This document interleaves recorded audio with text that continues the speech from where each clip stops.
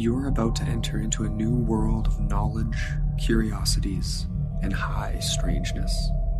This is a podcast of Straight Up Strange Productions. You're listening to Mysteries and Monsters. I'm your host, Paul Bestall.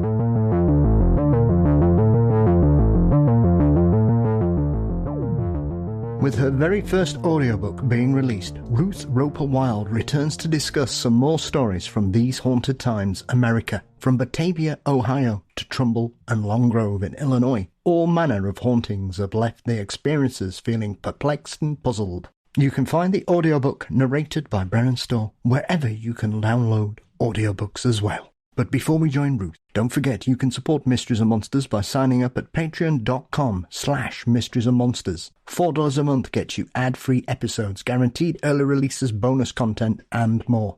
Thanks to each and every one of you that support the show with your contributions. It is greatly appreciated.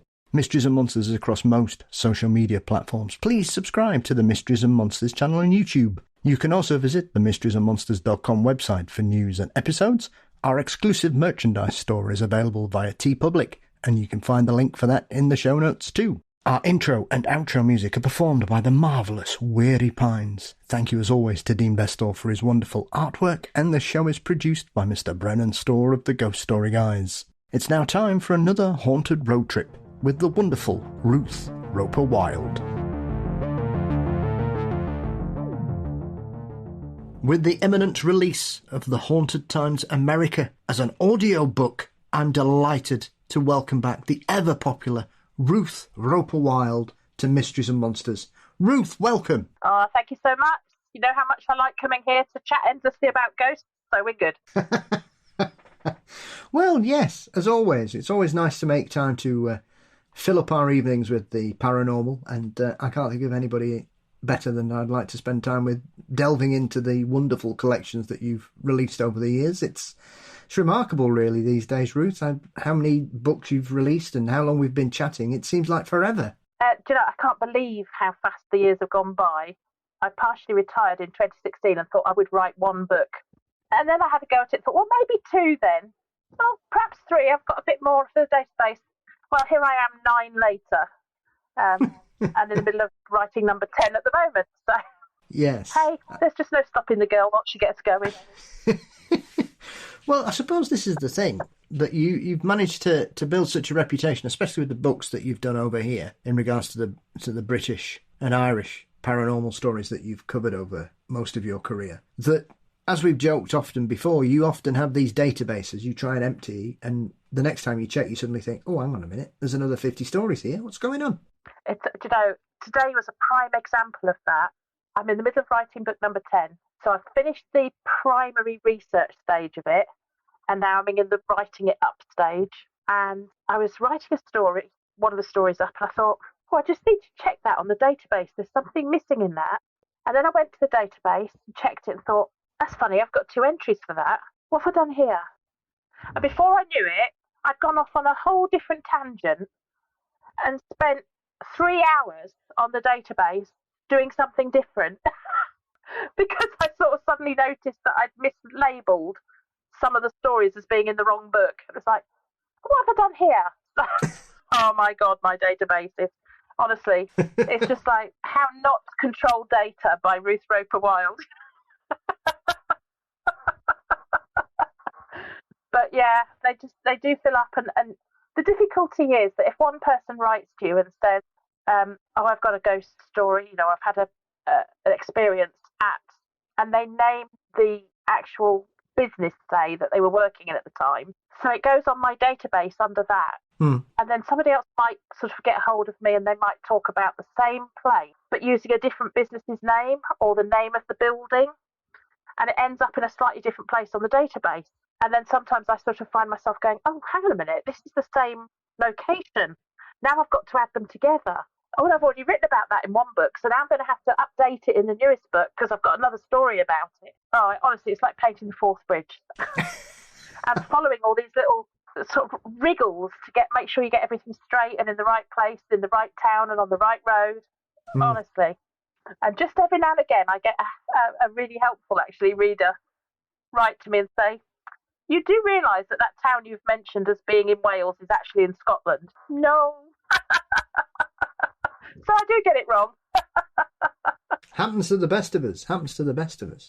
I think my best was asking on one social media, because, we've spoken before about how I go out on social media to try and find, people who've actually had experiences in all these various places.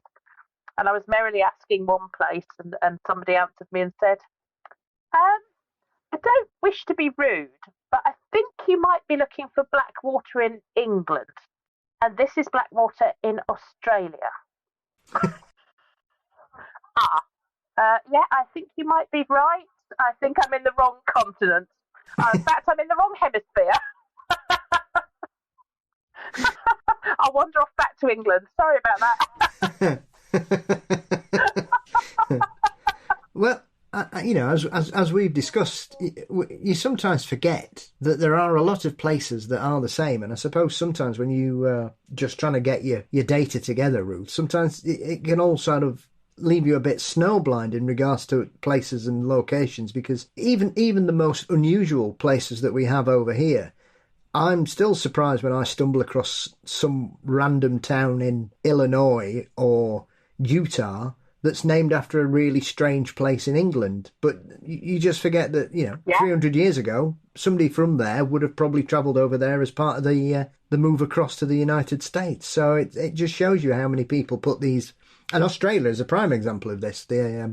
Some of the towns and places, yes, there are some local ones, but there's still places like Newcastle and Chester and all sorts all over the place down there. Yeah, and like you say, in America as well.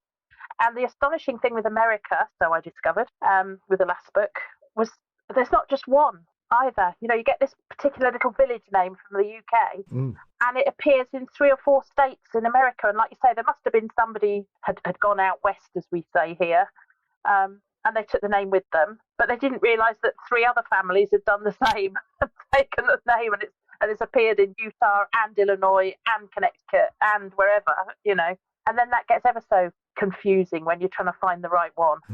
The same happens with the UK, because we've got so many villages with the same name, and I quite often find that other ghost story sources, particularly newspapers who tend not to do their research terribly well, will name the wrong ghost to the wrong village, and sorting that out once it's got onto the internet and taken a life of its own, and you're sort of unthreading that. I was like, no, actually that ghost belongs to wherever.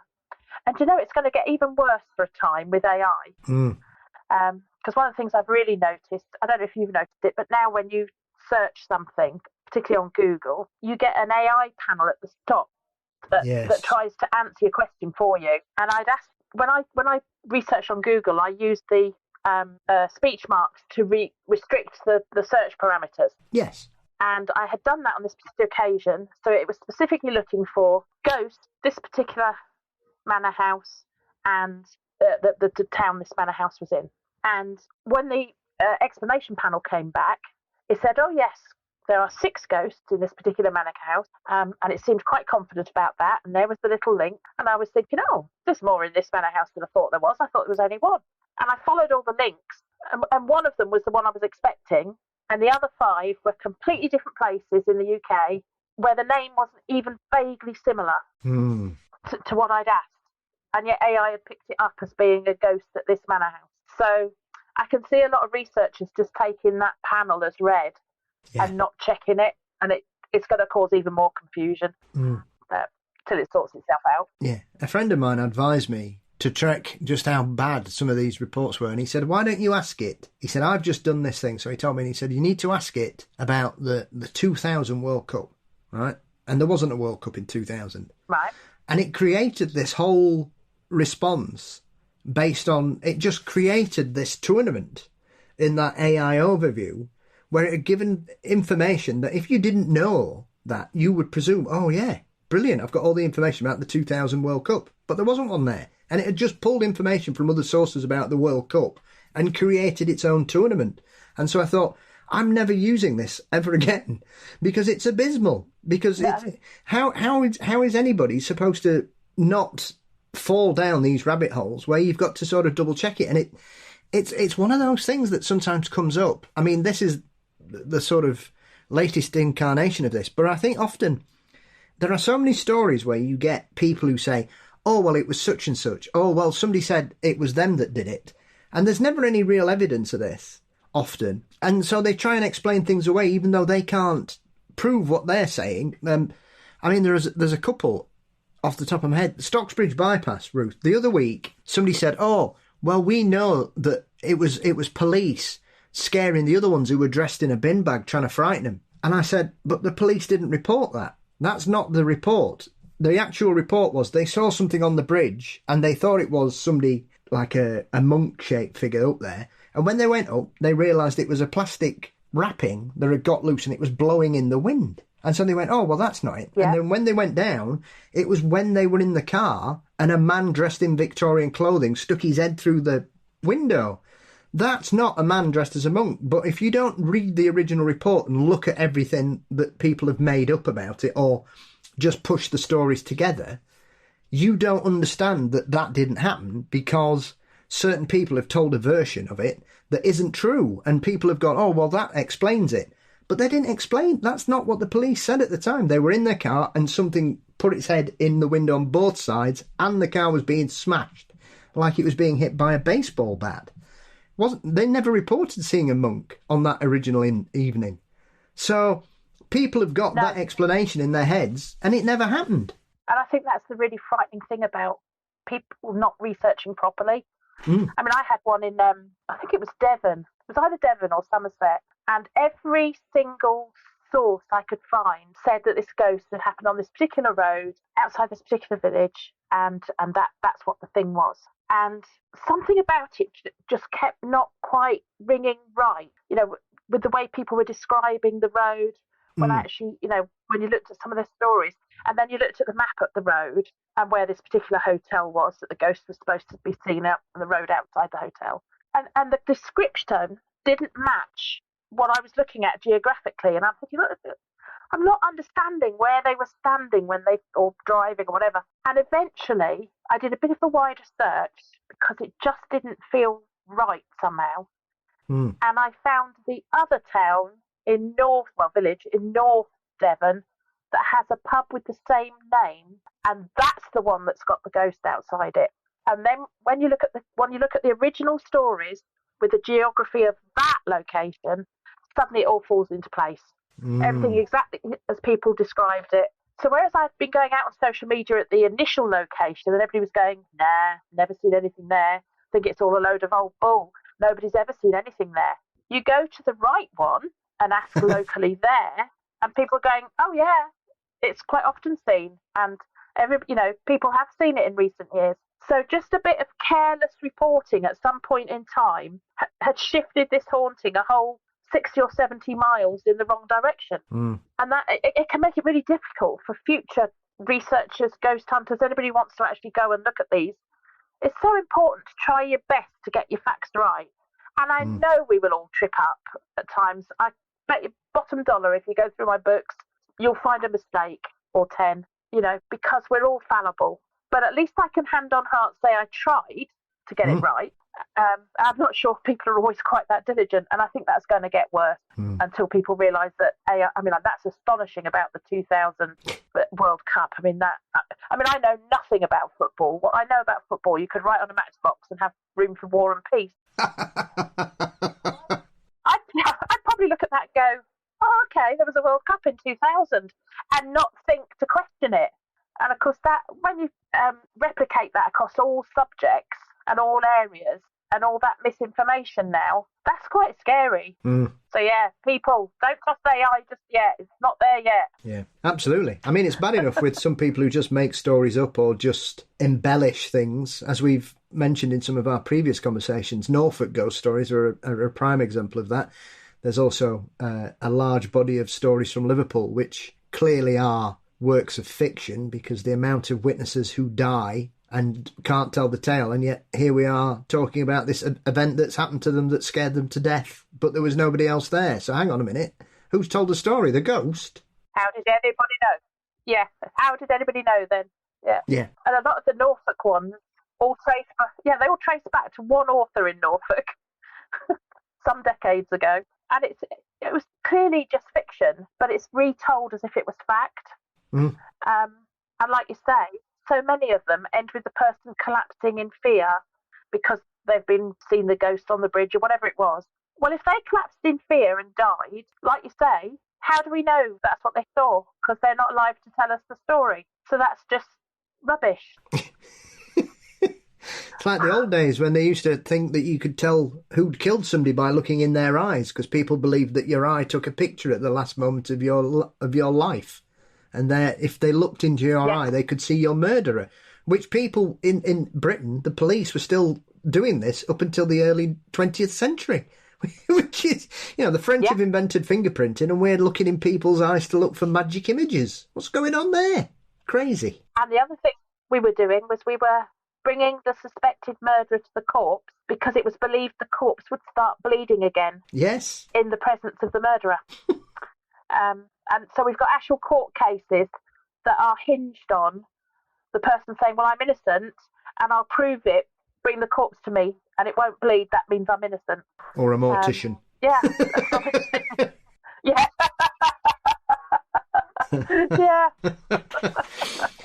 So obviously it's been a few months since the America book came out, which was obviously a massive endeavour in regards to, as you were saying, Ruth, even taking you back with the amount of and scope and size of it. I suppose on the back of it, has it ended up triggering more stories that you didn't have in that first volume that you've then ended up, as we touched on earlier, your legendary databases, that you've ended up getting stories from other parts of the States who have read the book or they've seen posts and they've just come in too late after the book came out? Yeah, that's definitely happening already. And what I tend to find is books live longer than you kind of think they do as an author. As an author, you spend a year writing them, and then there comes the big day, and you hit the publication button, as it were, and you sit with sort of avid excitement to see if anybody buys it.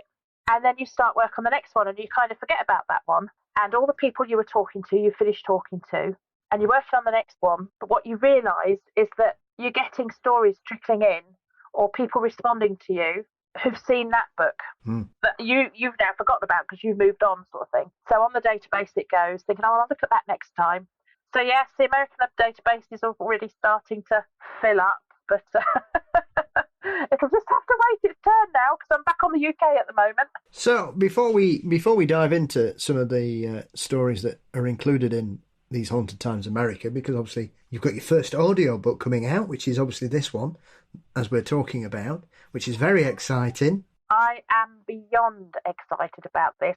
I've teamed up with Brennan Storr, who you work with on the Ghost Story guys, and because he just has the most amazing voice. I've played clips from that to friends of mine who dislike the paranormal, hate talking about the paranormal, never read my books, have zero interest. And the response has been, oh, I think I might actually buy your book, Ruth, just to listen to his voice. That's good. Great. I'll go with that. So yeah, that came out on Friday. So I'm right back in that all excited stage at the moment where I'm sort of avidly watching it and see what happens with it. So yeah, people go take a look. You can now listen to Brennan's amazing voice. And I was playing it for somebody, I can't remember what it was now, but I was playing it for somebody, and I forgot I was listening to one of my books. And I was like, oh, God, this is really interesting. Oh, that story's really, oh, hang on, I wrote that. And that's how good he is at the narrating, that he can make the author forget she wrote it. Yeah, absolutely. And it's a completely different sort of avenue because, I mean, I'm one of those people, Ruth, I like to read.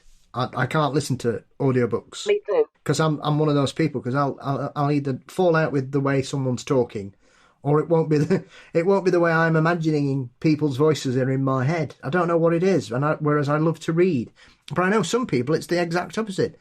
It's the only way they will take in a book. And I think for an author, especially indie authors, it's an excellent avenue to find new sources of interest in your work, because there will be people who wouldn't ever have picked a copy of your book up for no other reason that they don't read books, they listen to them. And now you've got this whole new market at your fingertips. Absolutely. And I mean, I'm like you, I prefer to read a book. I actually prefer to read a book on Kindle with an actual physical Kindle rather than a paperback or anything, simply because I read voraciously and I read on average about 3 books a week. Mm. So if I buy them, my house quickly fills up with books, which is just ridiculous. So now I prefer to read them as e-books, because at least then they're not physically taking up space.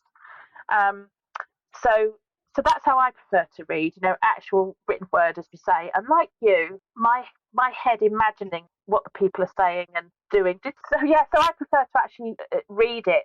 But it was interesting because I was talking about the fact that I teamed up with Brennan. It was all Brennan's idea to do an actual audio book. And I was talking about this, the swimming baths where I go swimming. Mm. And there was a lad there at the counter who overheard the conversation. He said, that's good. He said, because I'm really into the paranormal and I love hearing about your books, but I'd never buy a book. But I do listen to audiobooks. I like to listen to them while I'm driving.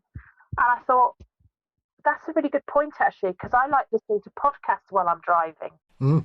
So I can imagine that that's a really good time, when you're doing the housework, when you do the driving, that people probably do like to listen to it in the spoken word. So, yeah. So it came out on Friday. It's available on Audible and all other good places that you get audiobooks from. And, I hope you really enjoy it, everybody, because it just is amazing. And we're hoping to go on to the rest of the back catalogue of These Haunted Times, anyway, these Haunted Times series, and get all them ready as well. So watch this space. Whole new area of interest. Absolutely. I can only imagine Brennan's surprise at the pronunciation of many a place in this country. Well, we did do a little test clip of These Haunted Times 1, and he sent it over to me, and I ran back to him and said, I think I need to do you a glossary because Ampthill in Bedfordshire is not pronounced Ampthill. And when we get to Wolfardisworthy in Devon, it's Woolsery. Hey, that trips us up. Never mind anybody from abroad. Exactly, yes. So, and it was funny because when I read through it myself, These Haunted Times 1, to do a glossary for Brennan, I realised how many English words don't, or English place names anyway, don't sound the way we write them. And if out of the book, I would imagine about 50% of the names I had to phonetically spell them so that Brennan would understand how they're said. And yet, conversely, the other way round, because he was doing the American one for me, I haven't got a clue how half of these are pronounced. So hearing him pronounce them, who's got a better idea because he's Canadian and knows the American geography better than I do, it was the other way round. So I'll just trust him to know how to pronounce it. Yeah, I've heard Americans trying to talk about places that aren't in their state, and they have trouble with it. Des Moines is a prime example. Nobody really knows how to pronounce it. So you can pronounce it Des Moines, Des Moines. So it seems as long as the person you're talking to isn't that offended about how you pronounce it, it's fine, it would seem. So it's just, it's one of those places that, as with anything, it's often the case. And we often, we always laugh. Like I say, even little things here, like when we get on the bus or the train even, and it'll tell you the stations in the locality, and we'll always chuckle because it pronounces them properly. It'll say Dodworth, whereas we say Dodworth. And so you're like, it's a bit posh. Yeah. We don't pronounce it. There's no need for that W there. It's like we've got a Salford here, like Salford in Manchester. Yes. We've got a village here called Salford, exactly the same. But it's not pronounced Salford round here. Everybody round here calls it Safford. As if there was no L in there at all. And this, again, is how ghosts get ascribed to the wrong place. Yeah. Because somebody taking a verbal story way back when and then looking up on map, it's quite clear how they made the mistake sometimes. Just by, sort of having the wrong pronunciation. Absolutely. If I hear another non-Brit pronounce Norwich as Norwich, I don't know where I'll do. Oh, the thing that always amuses me is that I like to go and see rock concerts when I can. I particularly like Kings of Leon and 30 Seconds to Mars and so on. And these American bands will stand on the stage and go, "Good evening, Birmingham!" And we're all going, it's Birmingham, mate. It's just Birmingham. Yeah, they've got no excuse. They've got 17 in America and one in Canada. 17 17 Birmingham. Yeah, Joe Lycett's currently doing a show on Sky where he's trying to unite all the Birminghams for a festival. So he's travelling around America to meet everybody, because obviously he's from Birmingham here. And so he's having a tour of the States at the minute, visiting all the different Birminghams to try and see what they can share and culturally support each other, which is obviously very interesting, knowing Joe's sense of humour. I wonder if he's having to remember to call them Birmingham the other way round. Yeah, he's had a lot of that. You mean Birmingham, like that. Yeah. I think the best place to start then, Ruth, for another few of these stories from Haunted Times America is the wonderfully named Batavia. I mean, that's one of those names that just conjures up magical happenings, really. It's a wonderful name, and there are lots of these sort of Eastern European. They could be the scene of a haunting in Romania or something. Some of these cities and towns out there, because they have these beautiful sort of old European town names. It really does sound like a proper European name, that Batavia, doesn't it? I don't know whether that's what its origin is, but it certainly sounds like it's either Swiss or maybe Czechoslovakian, something like that. It really does have that ring to it. Sounds like it should be in the Alps, without a doubt. But yeah, this is one of the ones where I was actually asking about a different haunting, and somebody wrote back and said, oh, well, actually, there's a particular house that I used to live in Batavia that's really haunted, and sort of wanted to tell me her story from there. So I've had to be careful not to name the particular street, because it is a residential home, and there'll be somebody living in it either now or whatever. And that's not really fair. You don't want people knocking on the door and saying, Ruth Roper Wylde says you've got a ghost. Can I come in and see it? So I've had to be careful not to actually put the actual street name down within Batavia, and I've used a pseudonym for her. But it is a typical street for in that particular town. So it's a sort of just quite a leafy avenue type street, as we would think of in the UK. Sort of older trees lining it, wide expanses of grass down either side. So you can kind of picture the sort of typical suburban American, very attractive sort of area.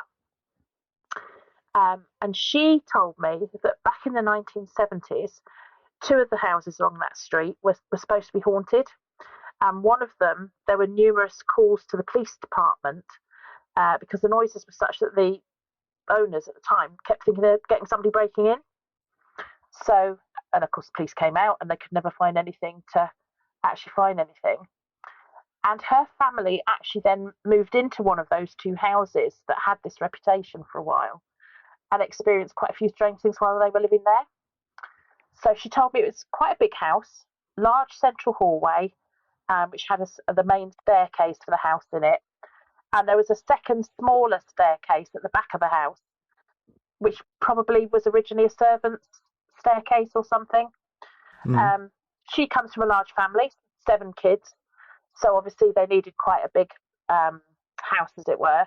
And they had been living in a much more rural part of the state, but they wanted to come back into the town because they got these 7 kids and the parents thought it would probably be a bit better for them. And she has, since sort of becoming an adult, found out that her parents did actually know about this house having a haunted reputation when they moved into it, but didn't say anything to the kids at the time. Worried that it would frighten them. Didn't appear to occur to the parents that the actual ghost might frighten their kids, of course. Which seems to be a fault of parents world over, to be honest. Yes. So my correspondent's Lucy. She's the oldest of the 7 kids. So before they actually moved into the house, it was standing empty, obviously. And her parents said it was okay for her to go to the house, pick the bedroom that was going to be hers, and choose what paint and wallpaper and start decorating it for herself, because she was old enough to do that, and it gave her that little bit of independence and so on. So she said she was doing that. She was sort of going around there on her own and working on painting the walls and so on. And she remembers the first thing she noticed, that she would quite often feel a bit uneasy in the room because she'd be working away, painting or stripping wallpaper or whatever, and she would feel like there was somebody right behind her. So she'd sort of glance over your shoulder like you'd think, never anybody there. And at one point, she thought she heard footsteps coming up the stairs, but then wasn't sure she'd heard them. And there was obviously nobody else in the property. She was there on her own. Sometimes she'd get that same feeling several times in one day. So it was almost like whatever it was coming and going. But anyway, she sort of carried on, dismissed it like you would, created the bedroom she wanted. And in there, she had her own little sofa, a little coffee table, bed, and she'd put all her knickknacks around like you would do. And it gave her a nice little space where she could sit and read books or do whatever she wanted to do. So at this point in her life, she's no longer at school. She's a young adult. She's at her first job. And she became a bit angry one day when she came home, went into her bedroom and found that in her cosy little niche with the couch and everything, somebody had pulled the leaves off her little plant that she kept in that alcove. And she was really fond of this plant because it looked a little bit like a little tiny tree. And she was sort of, I suspect my youngest brother is doing that. He was only 7 at the time. It happened another couple of times, and she thought, do you know what? I'm fed up with this. So she went to confront her mother about it and say, you've got to keep him out of my bedroom when I'm at work because he's destroying my plant. I'm fed up of coming home. It's going to kill my plant. And her mother responded, well, what are you going on about? Has that happened today? Yes, and I'm fed up with it. Well, Davey's not been at home today. He's on a sleepover with one of his friends. He's not come home yet. So it can't possibly be him that's gone in there to do it. And of course, that pretty much knocked out it having been him the previous time. It wasn't him this time. Next thing she remembers in that house was her brothers, so all of whom are younger than her, don't forget she's the oldest, asking her mum one day, why is the dog allowed to come and run up and down the stairs at night and run up and down the hallway? And the parents said he's not. He's shut in the pantry at night. She said, well, he's obviously getting out of the pantry because we can hear him running up and down the corridor. And they could hear his claws on the hard floor. They did admit in the end, the parents, that they did know that the previous owners had complained about the sounds of something running up and down that corridor. So we've got sort of an ongoing situation here between two different families. So the cat was, not to pun too hard there, but the cat was out of the bag then, that parents actually knew there was something wrong with the house. Not surprisingly, the brothers are now pretty scared because they can hear something that shouldn't be there running up and down the corridor at night. This is a lesson, parents. Don't lie to your kids about the paranormal. Very true. Wise words, Ruth. Wise words. Absolutely. So they've got that going on. And of course, it's like any house, isn't it, that's haunted. There would be long periods of time when nothing happened and everything was fine. And then it would you get nights where it seemed to go on all night long and be an absolute nuisance to everybody in the house. And at the same time, Lucy realised that the pet cat and the pet dog actually would refuse to come up that front staircase at all, even when they were allowed to, when they were with somebody. And it would they would avoid it anytime they could. And if they wanted to come upstairs, they'd use the back staircase. And she actually caught the dog, who was a little terrier mixed breed, growling at something on the staircase one day that she couldn't see, but the dog obviously could. And sometimes, if the dog was in her bedroom with her, it would suddenly react as if it could hear something out on that corridor and jump up, and hackles would go up, be growling, just exactly as if they were reacting to somebody walking along that corridor as well, or something. And so she'd do that whole dog laser focused thing, and totally ignore, even when you sort of tried to call her name and snap her out of it, she was totally laser focused on whatever was walking along the corridor until whatever it was had passed. Which is, when you've got your pets reacting to something, you kind of know you've got something happening, don't you? Oh, absolutely. I think it's complete validation because their senses are at such a level that, this is the thing about pets, is sometimes, there'll be a loud noise in a house, and if you've got a dog or a cat, sometimes they'll just not do anything because they're either used to it or it just doesn't work on that particular frequency. And there'll be sometimes things you won't be able to hear a thing, and then all of a sudden your pet's just like staring at something, growling or hissing, and you're like, hang on, what's going on here? Yeah. I find that far more frightening. Yeah. And we live in where I am, I'm in a small village, and I'm actually in a little row of houses that are outside of the village. So I've got empty fields out the back of my house and a country park out the front of my house. So you can imagine I'm completely surrounded by quietness and wildlife and what have you. But there is this small row of about 20 houses, I think there is in the row. And that's all, with fields all around us. And it amazes me some nights, you know, like you say, you'll be there in the middle of the night, and I don't sleep very well because I'm partially disabled, so I have quite a lot of bad nights. And I'll be laying there at night trying to get off to sleep or reading a book, you know, to sort of wait until I can get to sleep. And my dogs are usually, well, I've only got one now, but I've usually had two in my life. They're sort of either in my bedroom or on the landing just outside my bedroom door. And they're Belgian Malinois, which are bred to be guard dogs. And it amazes me sometimes how they will suddenly react to something that they've heard but I haven't. And they'll go up onto high alert and maybe let out a bark. And a minute later, every dog down this row of houses will start up like everything's been disturbed. And you sort of think, what is prowling? Because they don't react like that to foxes or cats, because the foxes call outside all the time, and the deer, they make that god awful noise that deer make, owls, etc., etc. And the dogs they'll prick their ears at that and kind of put the head up and then just put the head back down again, like, oh, it's a fox, it's a deer. But every so often there'll be something that'll set a dog off, and then every dog along this little row of houses, will react in that same high alert. Something bad is there. And you think, are they spotting a person that doesn't live here? Is that what they're reacting to? Or are they picking up something else? It does make you wonder, doesn't it? Oh, yeah, absolutely. It's remarkable. I think it's one of those things that you often get overlooked or misinterpreted, that animals' senses are so attuned to different levels, different frequencies. They can see different parts of the light spectrum. They are able to discern sounds from, like you say, they will suddenly go on high alert and nobody can hear a thing at all. And sometimes you will see, you'll within a few seconds, you'll suddenly hear a noise of something, like something rumbling or something. But they're so far ahead of people that it always makes me wonder whenever any of my pets do anything. I'm like, oh, that's a bit peculiar. What's going on here? Yeah. And like you say, sometimes you can figure out within a couple of minutes what it is they've picked up. Like with a rumbling noise, they'll perhaps be picking it up, and then 15 minutes later you hear the first faint rumble of thunder or something.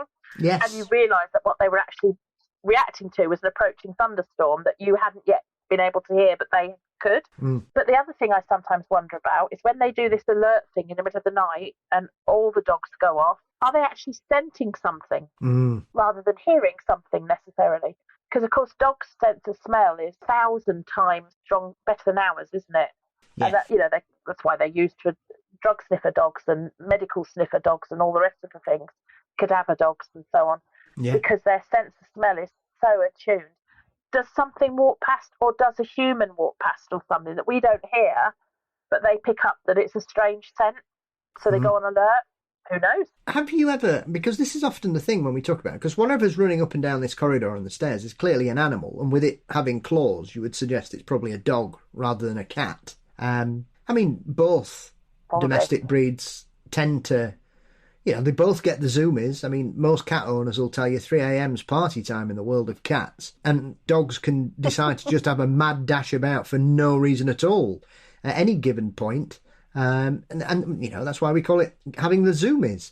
So it doesn't sound particularly malicious. It sounds like an animal having fun.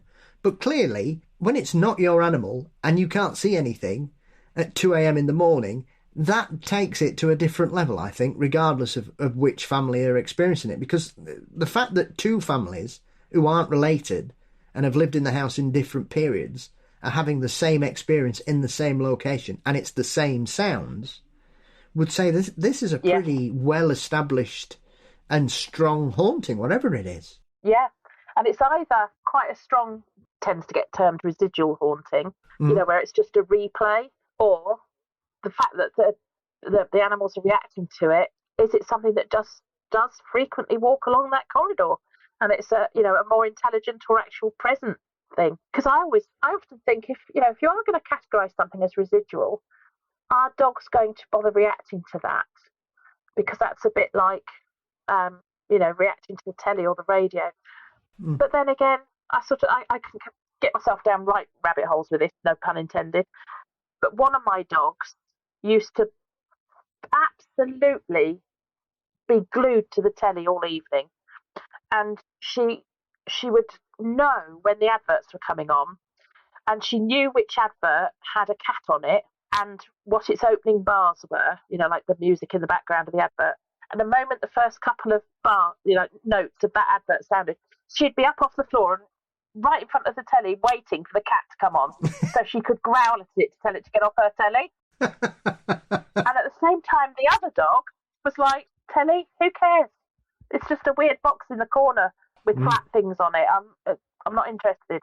Yeah. And never reacts to the telly.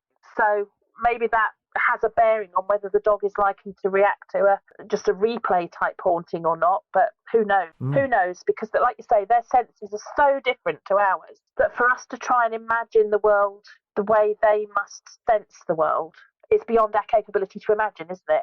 Yes. And therefore it's beyond our capability to imagine what's setting them off. Because you and I can be told this is how a dog's eye works and this is how a dog's nose works, but we can't imagine what that feels like to walk through the world with 1,000 times more sense assailing your nose all the time. Does it take their attention all the time? Is it worrying to them? Does it make them happy? How does that feel from their perspective? We can't begin to pass that out because we just don't have that mechanism in our own heads to be able to sort of get in tune with how they're experiencing the world, which means it's much harder then to come to a decision about why they're reacting to the paranormal the way they do. All we can do is say sometimes it's clear they seem to be reacting to something that we can't sense, And like you say, every pet owner, I bet, will have a story of when they've seen their animal behaving oddly. I mean, I most definitely have with mine. Yeah. Well, I take them ghost hunting, so that's a bit of a cheat, really. The other aspect of this particular part of this story, before we carry on with it, is clearly it's only reacting to the thing that the kids and the family are hearing.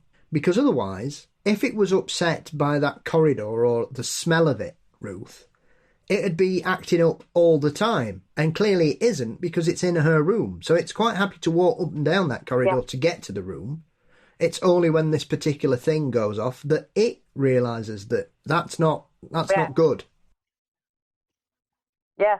And yet, conversely, it's unhappy about the stairs leading to the cat corridor. Because she mentioned that neither the dog nor the cat likes to go actually up and down the stairs at the front of the house, but they'll happily go up the stairs at the back of the house and walk along the corridors to the bedroom.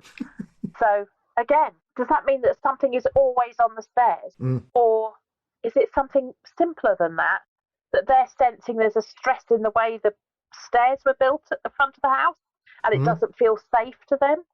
Yeah. Who knows? Or are they actually sensing something paranormal there? You can just go round and round and round on this, because the answer is we don't yet know enough. We haven't got enough science yet to answer it. It's just really fascinating to gather all this information about it and try and see how many people are having the same sort of experience with their animals. I mean, I take Red, my surviving Belgian Malamute with me when I go ghost hunting.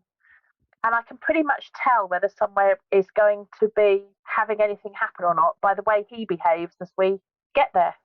So I went to see White Ladies Priory just recently, which was on my bucket list to go and see in Staffordshire. And I'd had to drop hubby off at a ploughing seminar. Woo, how exciting. Well, I went ghost hunting for the day. Much better idea. And me and the dog made it down to White Ladies Priory, which, like I said, I'm partially disabled, so that was quite a feat for me. But when we got there, it was a bit of a dull day, a little bit of drizzle. There was not another soul about. And to me, the atmosphere felt quite ready, quite slightly electrified, peaceful, but like anything could happen any minute. It had that anticipation feel about it. The dog, on the other hand, wandered up to the priory and immediately started rolling over on his back with all four legs in the air, like a twat. It's like, yeah, okay, you're not convinced there's anything here then, are you, mate? Unless it gives really good belly rubs. Well, that's always a possibility. I have seen him react to as if somebody was scratching him before, which was quite astonishing. So who knows? But yes, this one in Batavia, it did actually start to ramp up after a while. So we had all this, sort of the animals reacting, these leaves dropping off the plant in a slightly weird way and being piled up next to it. But she came home one day, Lucy did. She'd been out with her friends. It was around about midnight. So she came in through the back door to try and make as least noise as possible, because obviously everybody else in the family's in bed. And started to sort of creep across the room that door opened onto to go up those back stairs I've mentioned, because they would be the ones nearest to her room.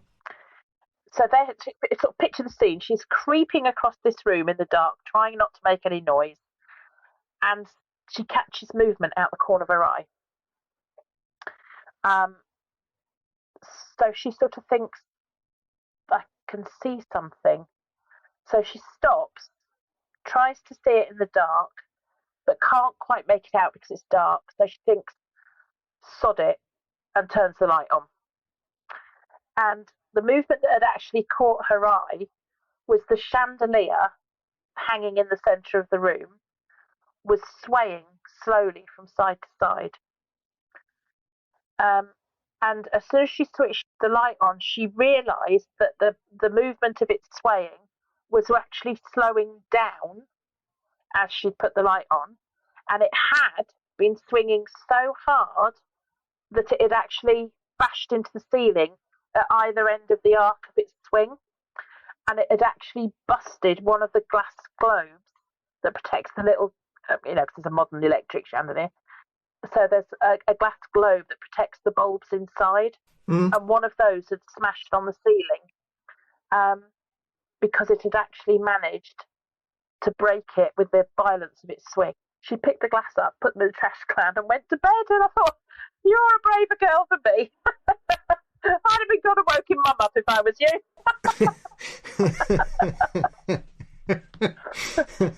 I mean, they're the things that often make me scratch my head, because obviously it's easy to kind of say, oh, well, it must have been a breeze or a draft or whatever. But I think when you're talking about a heavy glass chandelier being affected so violently that it literally swings and smashes into the ceiling is one of those gusts of wind that would be so obvious and would leave carnage everywhere else, Ruth, in the room, that you can't just Absolutely. say, oh, well, gust of wind. I've seen a couple of experiments in regards to this, because there's a few poltergeist cases where you've got swinging chandeliers, and they will try forever to try and replicate it, and they can't get it working, especially the slowing down part of it, because it almost seems to, in some cases, that something's just got hold of it and stopped it, or it'll suddenly just go woof, woof, and take such big swing where nothing else is affected and nobody notices anything, that it has to be almost as if it's being physically held and moved, rather than it being the environment that's causing it. Blown, yeah.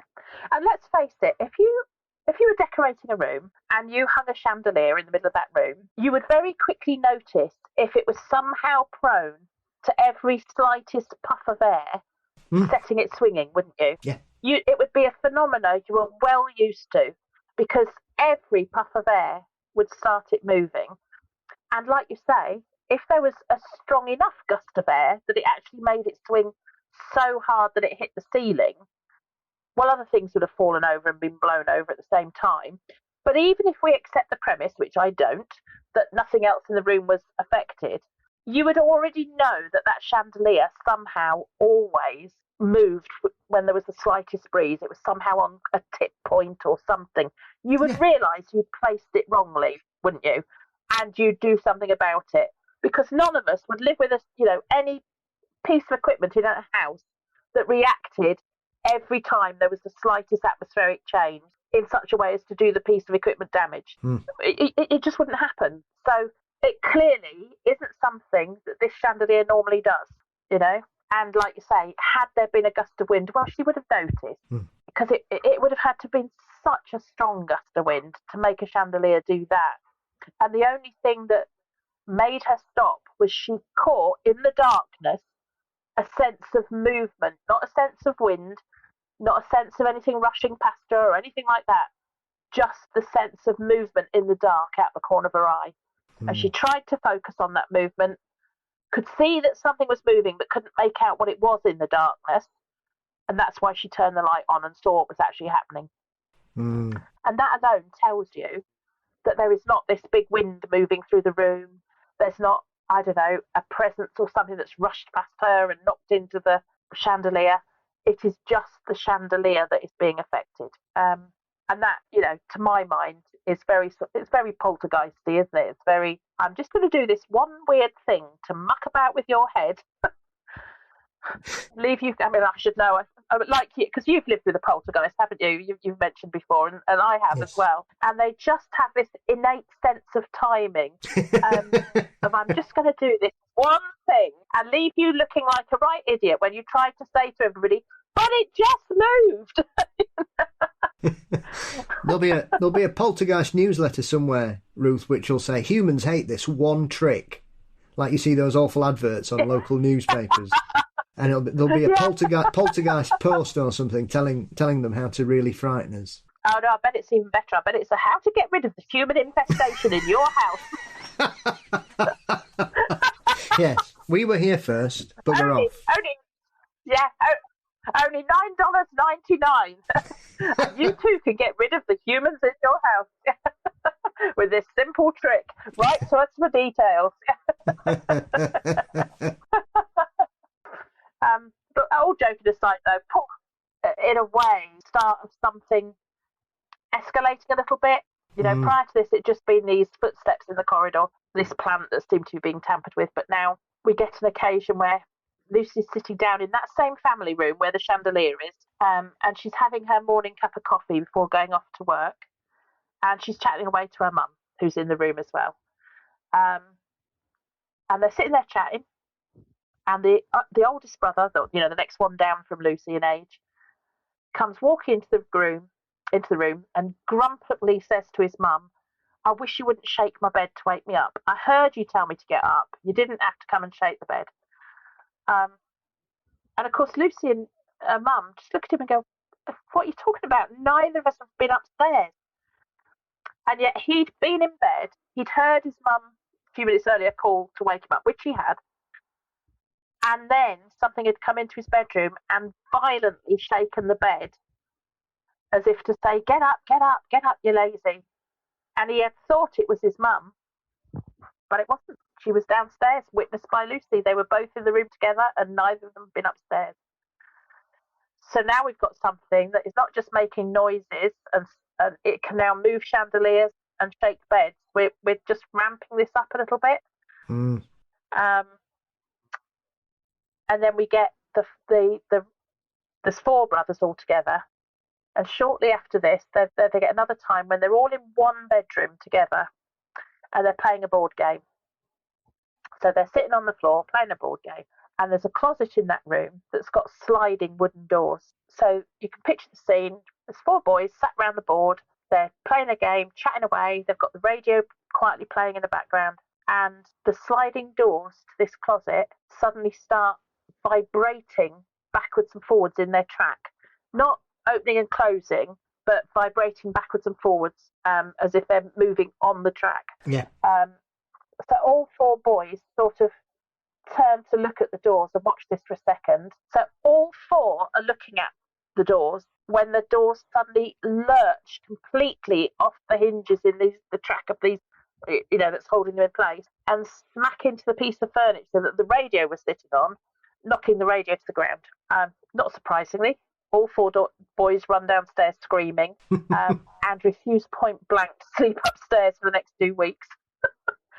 until eventually dear dad gets fed up and says, stop being silly, you're all sleeping upstairs again, and sends them all back up to their rooms about 2 weeks later. But again, parents, don't move into a haunted house and then be surprised when your kids are scared.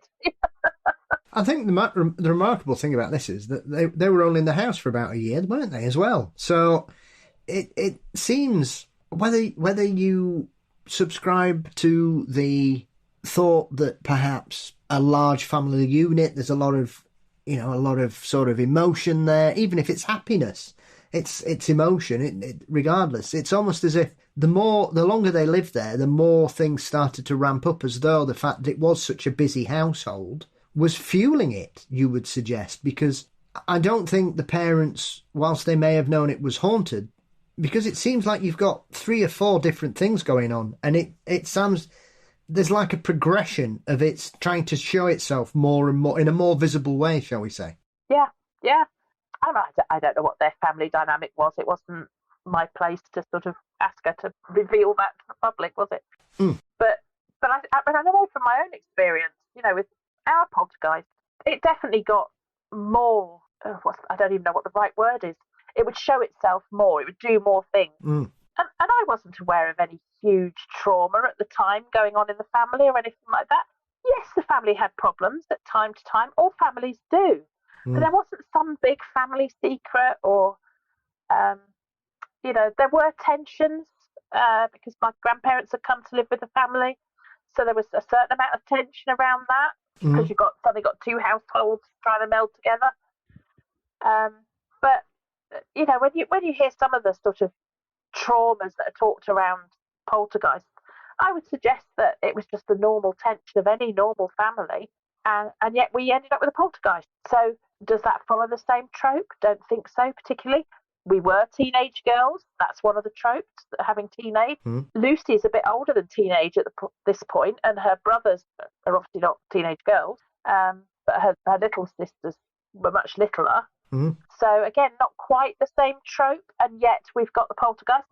But again, we go back to this isn't the first family that this has happened to in this house.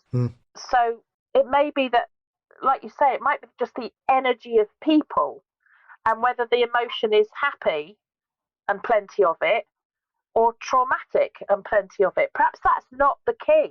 Perhaps the key is simply people being present and there being therefore emotions of every type that gives energy. Who knows?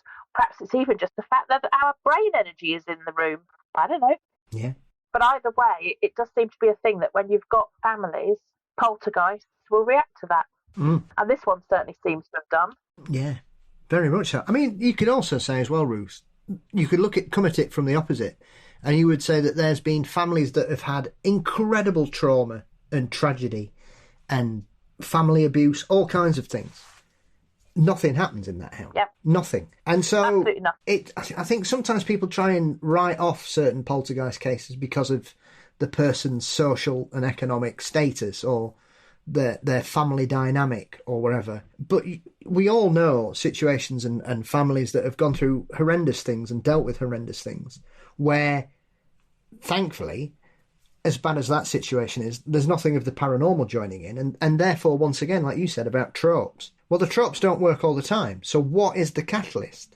Surely these families that go through incredible personal and family trauma would be like a red light attracting such devious spirits to come into their presence. And yet, clearly, that doesn't happen either. So I think sometimes people try and explain things away, but it only works in certain circumstances, and not every case is going to fit the explanation, because clearly the cases where nothing happens are usually far worse. Yes, and it makes you wonder whether it's not anything to do with what type of emotion. It's to do with the location somehow, or even maybe an object that's come into the location. I don't really know, because I've got several locations. I mean, even as I'm saying that, I'm thinking of several locations in my books where it only happened the once, and then subsequent families living in the house seem to have experienced nothing. So that would suggest it's not the house or the location. So perhaps it's even more random than that, and it doesn't even have to be a particular location. It's just if It's a bit like a tornado, isn't it? Think of it like a tornado. We know tornadoes happen. They occur. We know there's going to be, a certain number of them a year, particularly in America, in certain states and so on.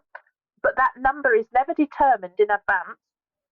You can't say at the start of the year, there'll be 100 tornadoes, and once we're done, we're done. Because in any given year, there might be 100 tornadoes, there might be 1,000 tornadoes, there might be 10,000 tornadoes. You don't know until the end of the year and you count them. And you also can't predict where exactly, for the year ahead, the tornado is going to touch down, can you? No. You can only say there is going to be tornadoes and they're going to touch down somewhere. And these areas are perhaps a bit more likely. You obviously got the obvious tornado alley and so on. There are certain areas that seem more prone to them. And I sometimes wonder if poltergeists are just that kind of natural phenomena, that when the exact conditions all happen at once and we don't yet know what those conditions are, then you get a poltergeist. Just like you get the right weather conditions at the right moment, then you get a tornado. And a very similar weather day 2 weeks later won't get a tornado because they're not quite hitting the mark that causes the tornado. So you can look at poltergeist locations or poltergeist tropes or families, and they won't quite hit it because they're not quite in the same, range. They're somehow not quite hitting the mark. So, yeah, I do find poltergeist cases very fascinating. Yes. I do, primarily because it's not a one-size-fits-all. And every time you think, aha, I have it, the next thing you read, you're like, no, I don't. Yep. No, I really, really don't. That's just blown that theory right out the window.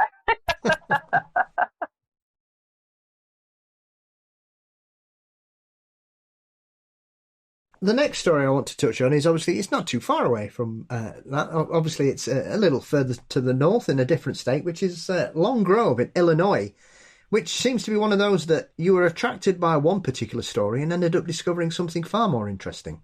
Do you know, it was a really interesting one, this, because I do not claim to be at all knowledgeable about American paranormal stories. My research has been based in the UK, as we've spoke before.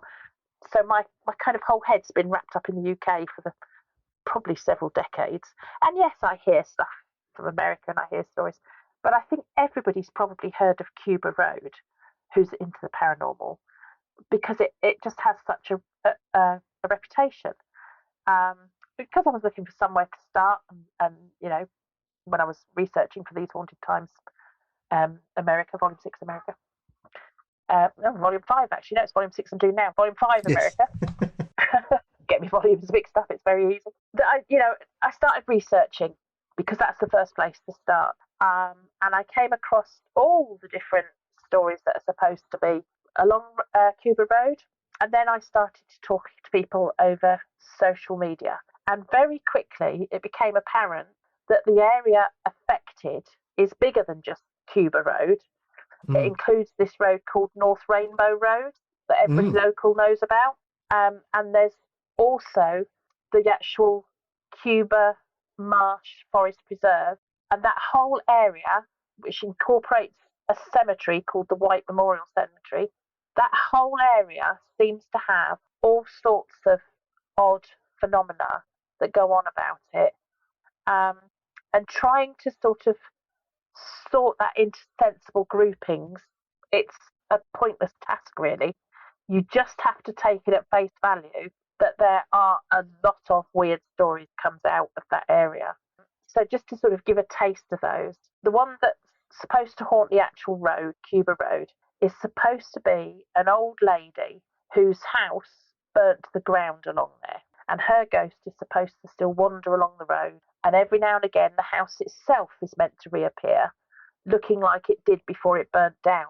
And people drive past and think, oh, that's a nice house. And then they drive past the next day and there's no house there. So you've got both the lady and her magically appearing and disappearing house. It's got ghost cars that drive along it.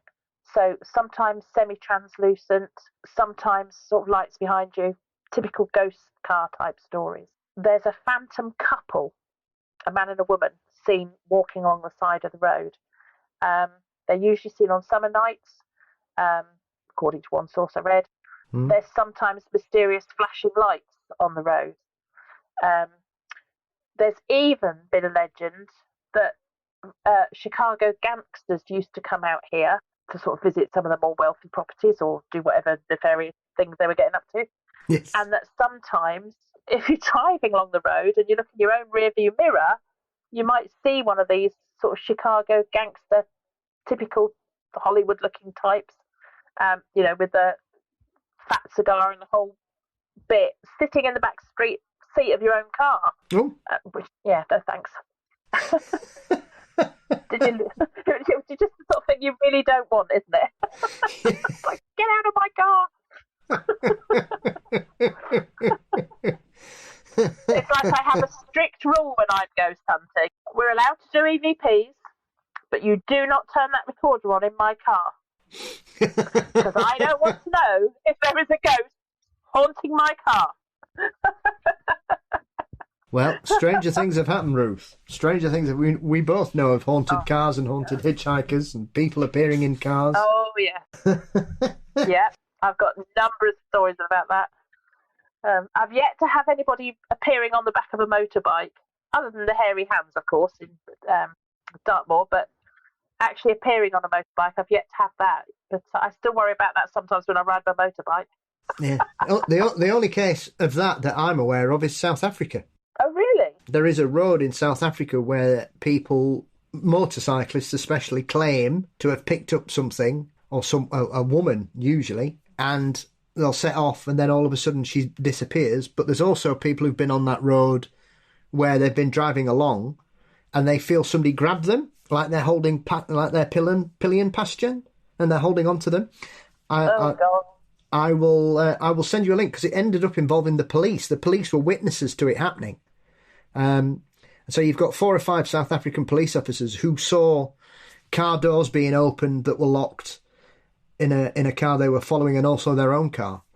And that was all to do with somebody who died, a couple who were killed in a car crash there, and then they believed that her ghost haunted that particular stretch of road. But I've got a link to that, so I'll send you that later, because that's a really fascinating case, especially because the police witnessed strange things as well. No, I'd definitely be interested in reading that, although it can be scary enough on the motorbike at night, thank you very much.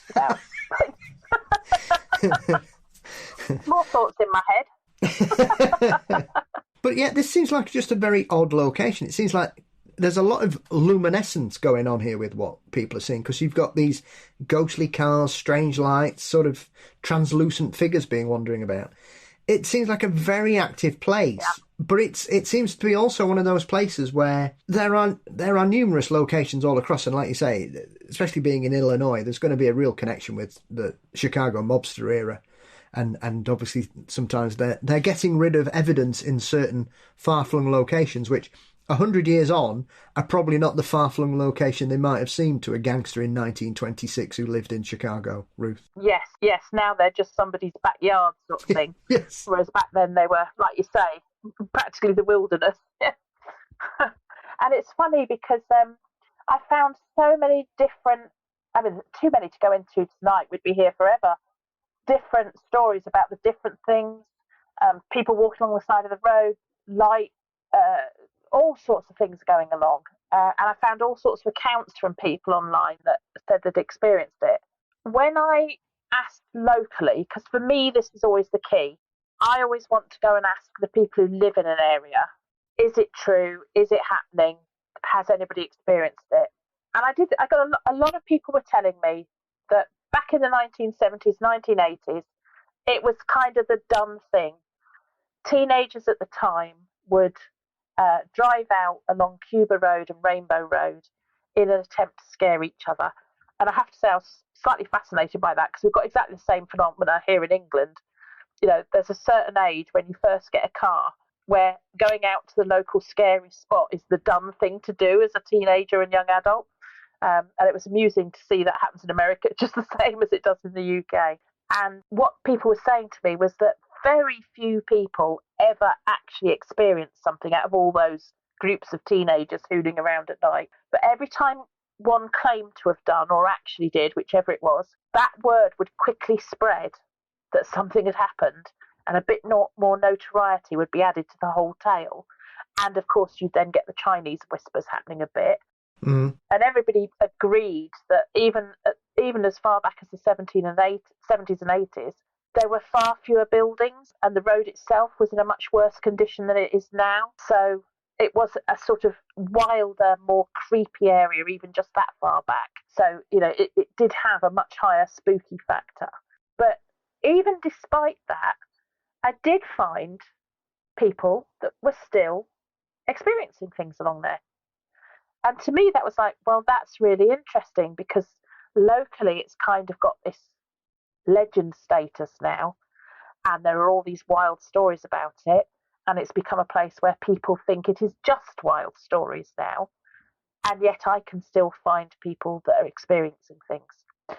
And to put that in context, you've got to think about the fact that here I am, a writer in the UK, putting a single post out on a social media site one day, and X many people are going to see that post. Not a huge number. You're talking maybe 500, maybe 1,000 people might see any given social media post on a day before it just slips down the feed and is replaced by the millions of other posts that everybody sees every day. And yet, I find a couple of people that have had experience.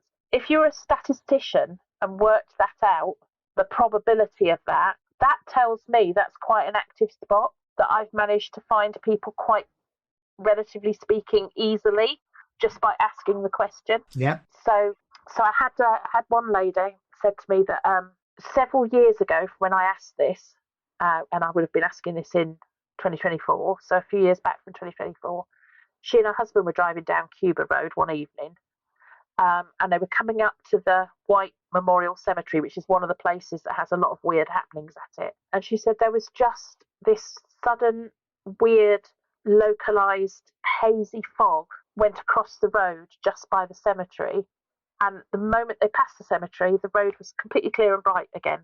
And they just sort of thought it was probably something a bit weird, weather related, but there was no other patches of mist or fog anywhere that night, just that one place by that cemetery. Make of that what you will. It's just like just that little bit of oddness that isn't quite right. And she was telling me this on social media. So another lady responded to that, obviously sparked by that memory, said she'd been driving that road in 2022. And as she went, her car sensors suddenly went off in that same area. And it's the alarm that the car has that tells you it's sensed something in the road in front of you that is obstructing the road, like an imminent collision alarm. Yes. And it went off outside that cemetery on that bit of road, nothing there. And it never did it again. It didn't develop a fault of this sensor going off, which you could say, but just did it once by that cemetery on that bit of road. There were 3 people who remembered seeing people dressed in weird robes dancing around bonfires in the woods there, sort of back in the sort of 70s, 80s, that they actually saw that themselves. And another lady had actually seen the figure of a woman walking down the road ahead of her, who was sort of far enough ahead of her that the figure was quite hazy because of the distance, but as she was driving towards it, it just faded out and disappeared. So these are definitely things that are still happening. And I even had somebody who said that somewhere around 2012 or so, she took her daughter for a ride out down Cuba Road, because her daughter was actually not quite a teenager, but wanted to do what all the other teenagers were doing. So mum took her for a drive down Cuba Road, and she was sort of pointing out where everything was meant to happen to her and all that, and telling her when she used to come out when she was a teenager. And a car came up behind them and tailgated them with its lights on. So she was sort of like, well, don't like this. It's daylight, but I've got this car tailgating me really badly, lights on. They're obviously annoyed with me because I'm kind of dawdling along, pointing at her. So she pulled in to the side of the road at the next sort of viable spot to let this car go past. Car had disappeared. Nothing behind them. And that was in daylight. It was still, daylight. It wasn't yet even evening. And she's absolutely sure that it can't have turned off, because she'd used the first bit that was safe enough to pull off the road, to pull over and let it pass. So there was nowhere else it could have done that in, because she'd used the first bit because it was tailgating her. And up until that point, she thought it was just a real car getting annoyed with her for driving too slowly, sort of thing. And yet it disappeared. So, yeah. Let's all go for a drive along Cuba Road and see what we can find, eh? Well, it is strange, especially when you've got so many roads that seem to be linked that something weird's going on, because you will have a haunted road, whereas these are haunted roads around this particular location, which you don't get a lot of. No, it's quite unusual to find such a big geographical sized area with so much happening in it. Usually, like you say, it's one stretch of road, and I've got dozens and dozens of examples of stretches of road, in particularly my UK books. So, I mean, yeah, it's quite usual to have a stretch of road that has lots of different things happen along it. But to have such a big geographical area with so many different things, that's quite unusual. And, I mean, honestly, if I sat and read them all out to you, we'd be, like I say, we'd be here all night, because there were just so many. So, yeah, you'll have to get the audiobook, people, and listen to it to hear them all. And it's still going on. Well, the last one I want to touch on is very similar. And I know about this place, and I know why it's famous, which is Trumbull, near Connecticut. Yeah. Because I remember hearing about this weird story and these weird alleged creatures that are supposed to live in the vicinity and the whole backstory. And I did not expect them to be... There are three different sort of areas that, as anybody will probably know about Trumbull, is the Melonheads are supposed to live in this particular area. There's supposed to be a place in Michigan and also another one in another part of Connecticut. Yeah.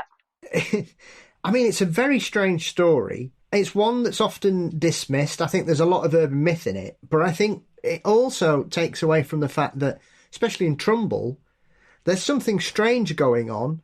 It's not necessarily the Melonhead story that is what's responsible for what's going on. There's something happening, but I think the legend of these Melonheads seems to be the sort of fallback explanation, and it's just people telling tales, and they're just gullible people who have taken into this story. Whereas when you dig into it, that's not what people are seeing, and it's certainly not what a lot of people are experiencing in the woods in that particular area. No, and it's Velvet Street is the one that has the legend attached to it.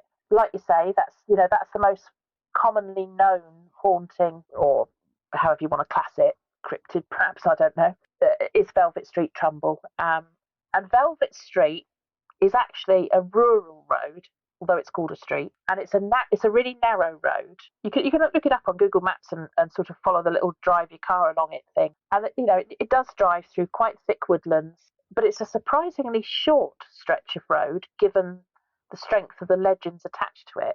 And like you say, there's supposed to be these strange creatures that were originally, depending on what story you go by, what source story, some say that they came from this asylum for criminally insane people, and they escaped when there was a fire, and some of the patients escaped into the surrounding wood, and then they survived by turning into cannibals and inbreeding, and sort of almost becoming less human because of it. The inbreeding is supposed to have made them susceptible to hydrocephalus. Yes. I said that right? Which causes children to be born with unusually large heads, because they've got water on the brain in effect, isn't it? Yes. Hence the name Melonheads, because they had, large craniums sort of thing. So that's one of the stories. There's another story where they evolved from a colonial era family who escaped into the woods, which at that time would have been much more remote, wilder woods than they are now, because they'd been accused of witchcraft and they were trying to escape the persecution of that. Yeah. And because they were now very isolated, they became increasingly wild and depraved, inbreeding, and again, cannibalism was, said to be at fault. Weirdly enough, in all the legends, in all three areas, the area gets the nickname Dracula Drive as well. Yes, it seems to be ascribed to several. Yeah.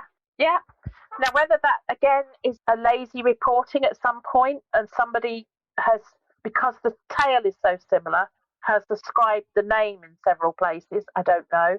God knows. It would take somebody with boots on the ground sort of sift through old records, I think, to actually unravel these stories as to which story belonged to which area first. Yes. But I've always, as you know, been more interested in, is anything happening now in an area? It's great to find the backstories, really interesting to put context to it. But I want to know, is somebody actually experiencing anything?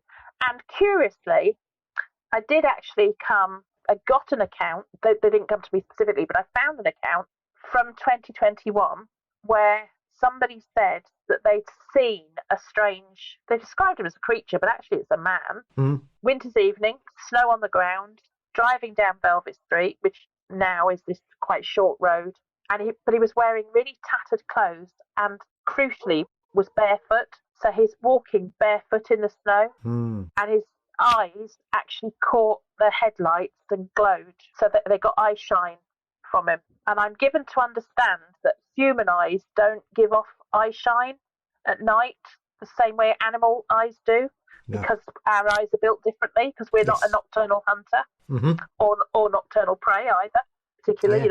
We're diurnal. Yes. So the fact that his eyes reacted differently suggests something different. But I did get people who said they thought there was something there, because one person remembers his granddad talking about it, and he was always certain that in his era there was something odd along that street. And he took his mum down Velvet Street when he was about 26 years old. It's a bit of a joke, really. But he said there was just something really strange, and they both felt so uncomfortable that they actually gave up on the evening, turned around and left. And yet it wasn't yet full evening. It was bright sunshine still. But he said the atmosphere was very, very odd, and they just couldn't cope with it.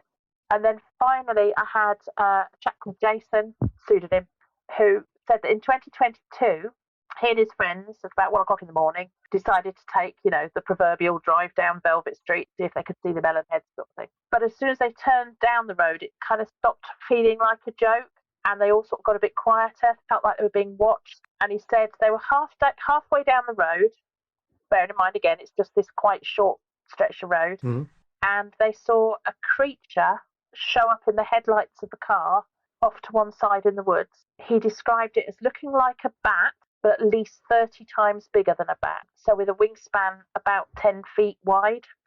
He said it was absolutely massive. He said they were so shocked at the sight of it that the driver just reacted by flooring the accelerator, and they just got out of there. So unfortunately, they didn't turn round and go and try and see it, which would have been really good. But when they got out of Velvet Road and sort of into a safe area, as it were, they did pull over to check their dash cam, see if that had captured it. And guess what? The dash cam had turned off just as the car turned onto Velvet Street, and as a result, had not recorded any of Velvet Street on the dash cam at all. And isn't that just always the way with damn paranormal things? Well, to be fair, there's been such a spate of people seeing giant bat-like creatures in and around the northern states of the US that just didn't surprise me, Ruth, to be honest. I mean, there's been tons in Michigan, and obviously the most famous is what's gone on in West Virginia in the 60s with Mothman, who obviously was described as some kind of bat-like creature by some of the witnesses. But there are people in the modern era who are having these things, which was also, it's been featured on Unsolved Mysteries last season. There's another couple of books coming out later this year from a couple of friends of mine investigating these Mothman sightings or bat-like creature sightings that people are having. This particular area of the US has a long history of sort of winged-like humanoids being sighted, both doing what happened with Jason and also seen in the sky. Yeah. I've actually got a friend who's seen one. Really? Not exactly a bat, but she was living in America for a short spell of time at one point in her life. I can't for the life of me remember where she said she was.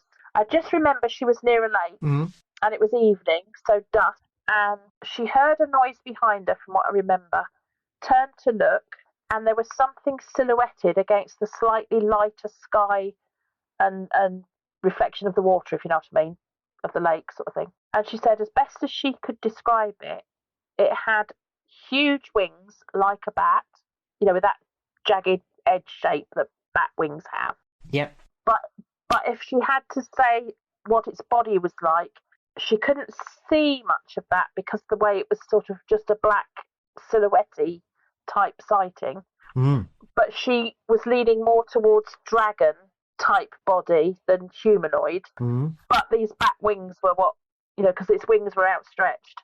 And she said she only saw it for a couple of seconds and then it was gone. But that's somebody I actually know. So yeah, I am aware of these bat-winged sightings. But these lads thought it was an actual bat, just massive sized.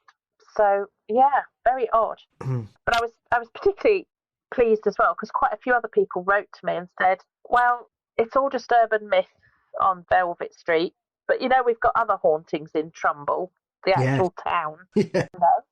No, I didn't. Do tell. Well, this is often the case, isn't it, Ruth? That the one that seems to be the urban myth seems to be the one that's most famous. But once you ignore that, you suddenly discover, as always, there's a rich history and far more enticing haunted locations actually in the real town itself, rather than these Trumbull sort of proper. dares. Yeah.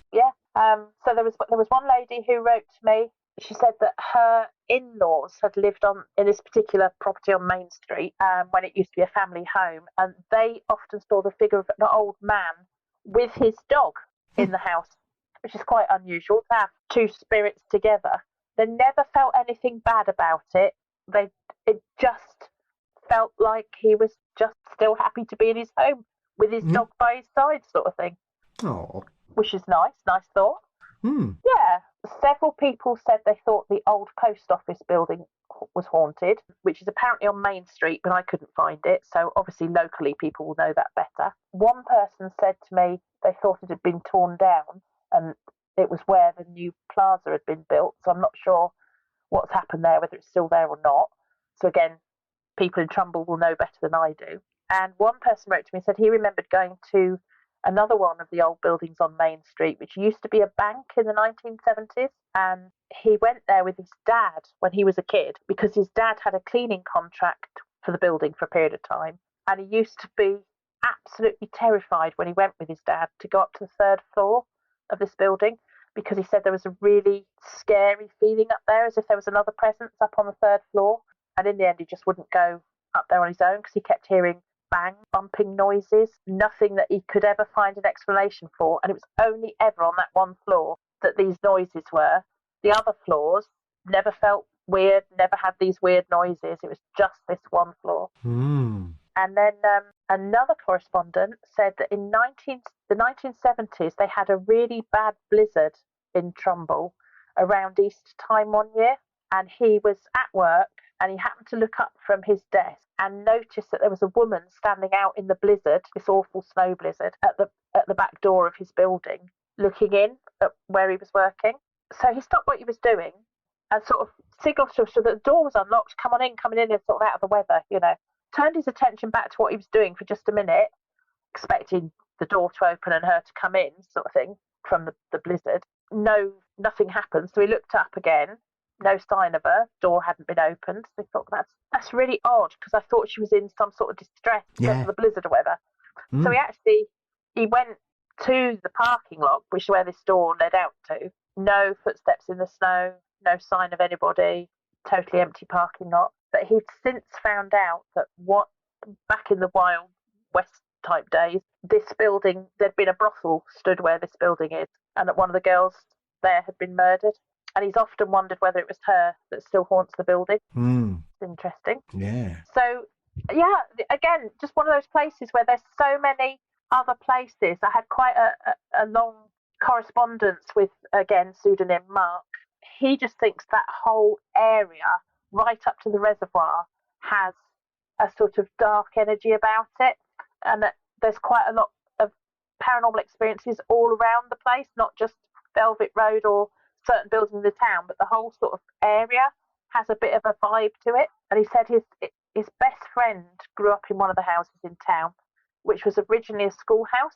That house backed onto the woods, which in itself led down to the reservoir. And he had been told by his best friend that they sometimes saw ghosts in the house. But all Mark had ever really experienced was a sort of creepy feeling around certain parts.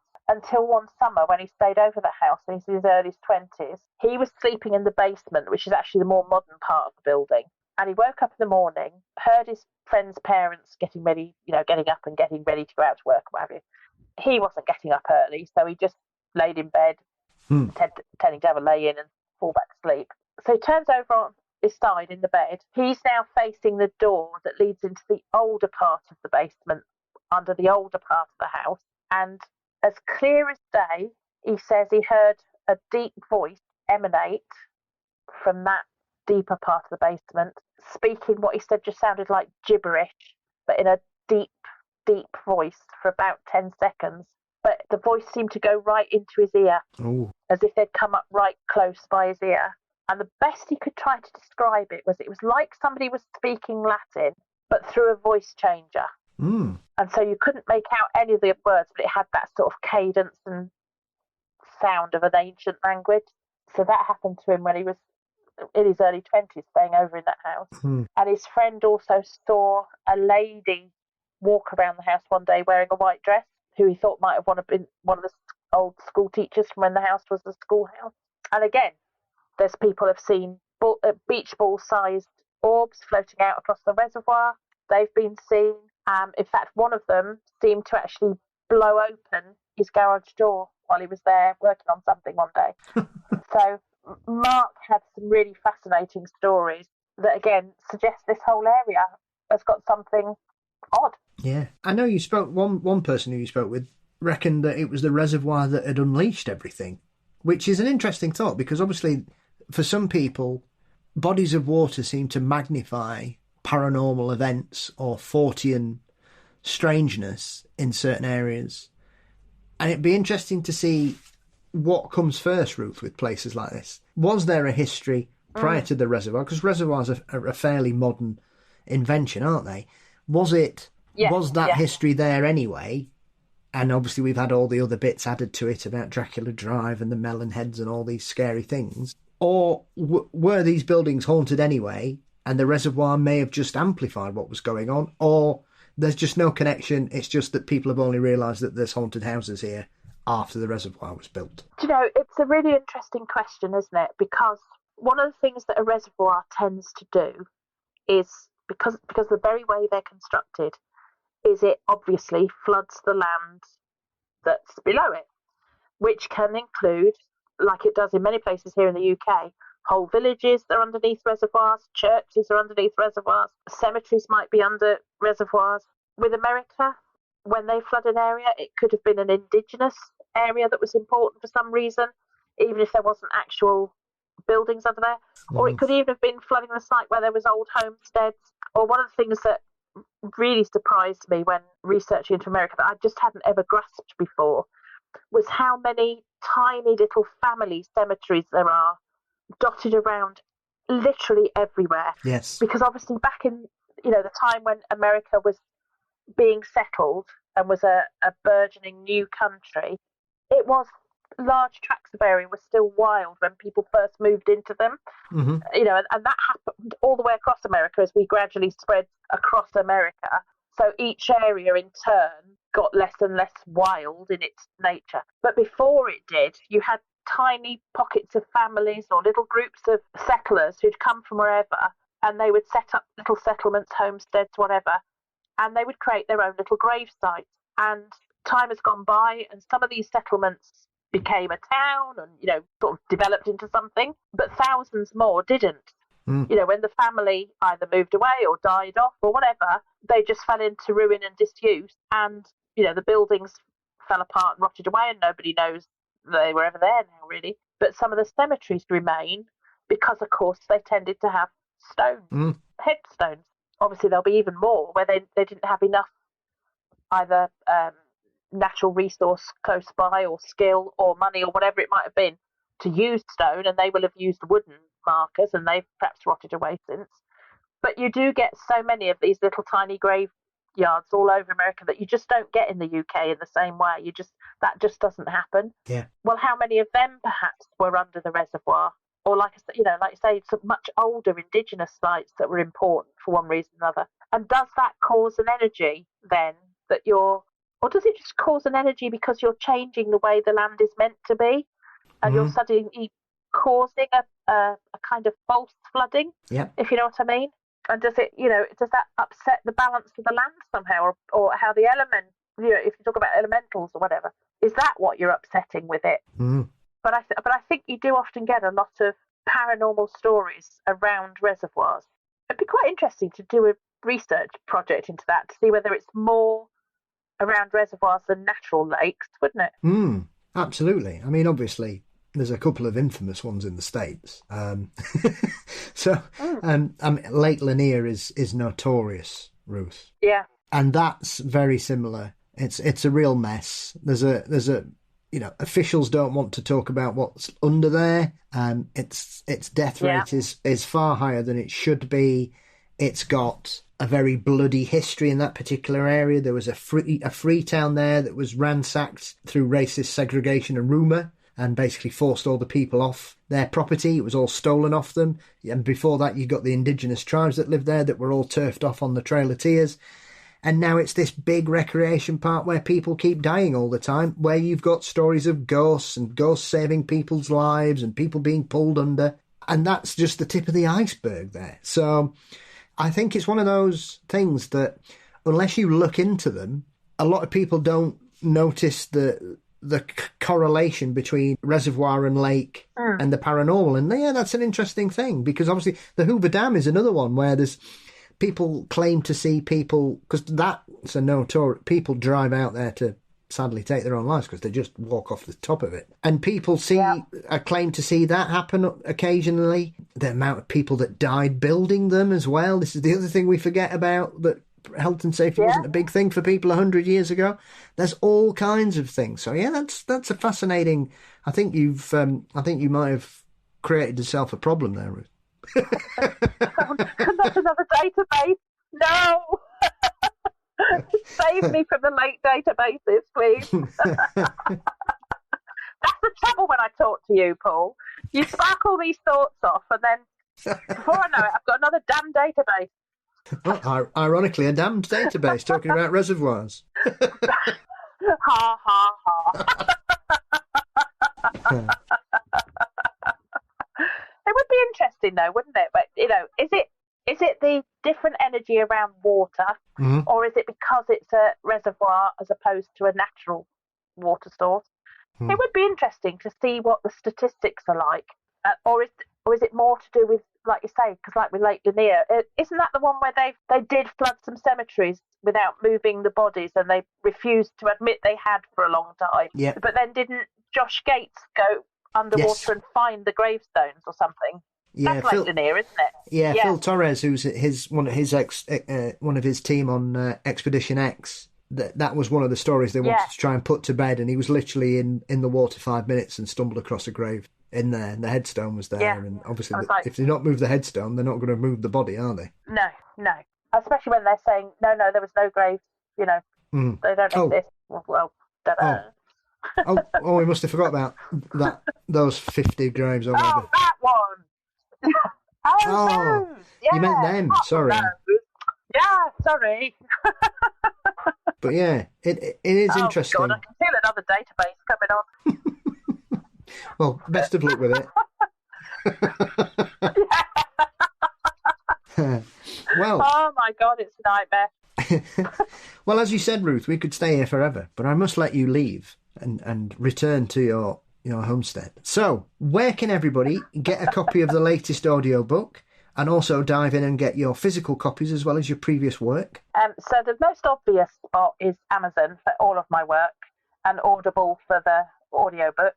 But they are all available from other, both online and physical bookshops for the physical books. So Waterstones here in the UK, Stockham and so on. So it just depends what format you want it on. So all my books are available in ebook to read for free if you happen to have Kindle Unlimited, or as paperback if you prefer an actual old school paperback. And with this first audiobook, very soon they'll all be available in audio. Well, not very soon, because it'll take us a while to do it, but they will be available in audiobook eventually, hopefully, if Brennan doesn't get bored of reading them. And that's another way to get hold of them.